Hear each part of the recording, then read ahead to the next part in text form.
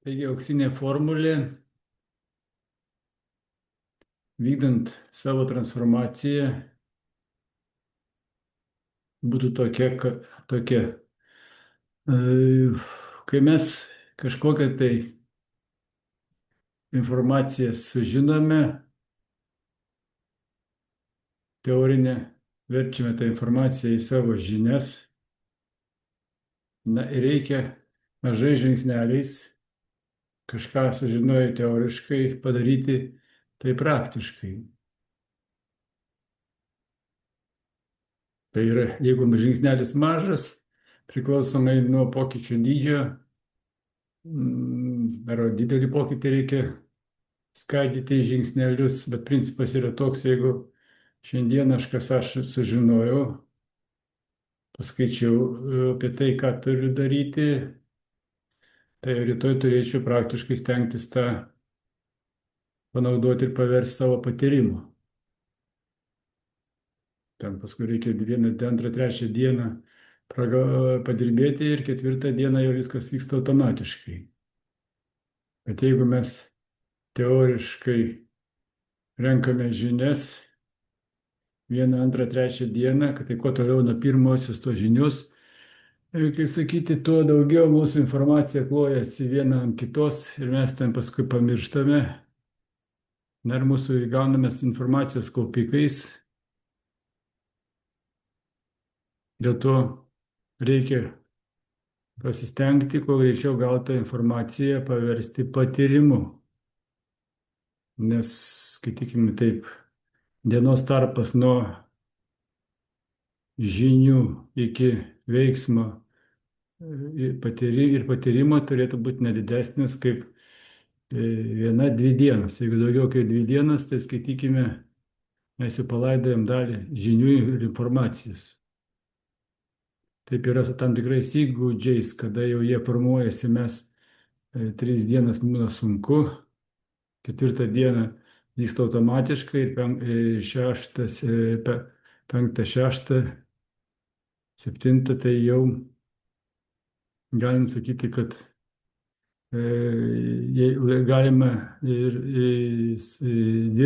daryti, pamiršti nereikia, bet jau reikia taip ir gyventi, kad paskui taptų jau įgūdžių. Jeigu ten padarėt tarpą, sutrukdė kažkas, grąžino į seną versiją, reikia stengtis kuo greičiau išsikapstyti ir grįžti ten, kur ką padarėte per tą laikotarpį. Nes paskui pasimiršta, žmogus paklysta savo paieškoje, nežinome, kiek daug dalykų mes taip ir paliekam neįgyvendinę. Tai tokį principą, tokią taisyklę reikia žinoti. Nepalikti didžiulio tarpo, jeigu kažką tai sužinojate ir norite pritaikyti savo gyvenime. Bandykit pritaikyti, nors kuo greičiau, kad ir mažą žingsnelį. Kas gaunasi tokiu būdu, atliktas mūsų veiksmas užsirašo į mūsų, kaip sakysim, kraujo formulę, į kūno chemiją ir po truputėlį tą kūno formulę mes keičiame savo naujais veiksmais. Arba gali būti, jeigu norim kažką pasveikti, išgydyti, pavyzdžiui, ranką, tai mes kada pradedam dirbti su savo sveikata, mes grąžiname savo kūno formulę į tą sveiką būseną, kada mes dar nebuvome susirgę. Tai kada žmogus medituoja, kad reikia ranka pasveiktų, po truputėlį per tam tikrą laiko tarpą, meditacijos metu kraujo formulė po truputį artėja prie tos formulės, kuri buvo, kai mūsų ranka buvo sveika ir jauna. Kad to nepamiršti, reikia naudoti įvairius tokius triukus, kaip 5 sekundžių taisyklė. Nori kažką pradėti staigiai, praėjimis apie 5, 4, 3, 2, 1, kaip ir startas ir sėdi. Arba keliesi ryte, arba sėdi daryti. Na, o sėdus daryti, Jeigu, pavyzdžiui, reikia kažką parašyti, o laukia įkvėpimo, tai tada jau čia kelias labai sudėtingas, nes, na, kai sakykime, mūsų parašymo laukia mūsų, kaip sakyti, redaktorius, reikia tada pasižadėjai, reikia įvykdyti. Tai jeigu lauksi įkvėpimo, sutarties su redaktoriumi neįvykdysi, tai sėdi imi popieriaus lapą arba Wordą, dar kažką, tai gali klaviatūrą maigyti, ištukų vedžioti, paksnuoti į lapą. Tokiu būdu pasireiškia mechaninis variklis.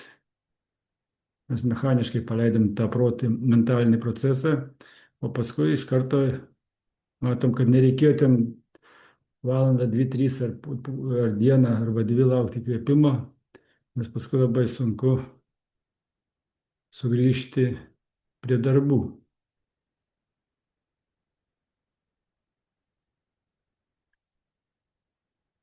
Ir Picasso, žinodamas tokį dalyką, kad galėtų sėsti tapyti, pasimdavo drobę, baksnuoja teptuku. Na ir tokiu būdu sukūrė naują meno kryptį. Ir tie bandymai mechaniškai sužadinti kūrybos procesą, baksnuojant teptuku į drobę, dabar tapo šedevrais, žmonės moka didžiausius pinigus, nors ten kūrybos nebuvo ypatingos, o buvo tik tai bandymas suražinti save į kūrybinį procesą. Kartais tokie bandymai, kada paskui jau tapus įžymiu, gali būti traktuojami kaip meno šedevrai. Viskam savo laikas ir savo pripažinimas. Juodraščiai kartais tampa mislėm, kaip jie gimė, nu, o ten paprasčiausi dalykai iš tų keverzonių slypi. Tai va toksai mažas priminimas.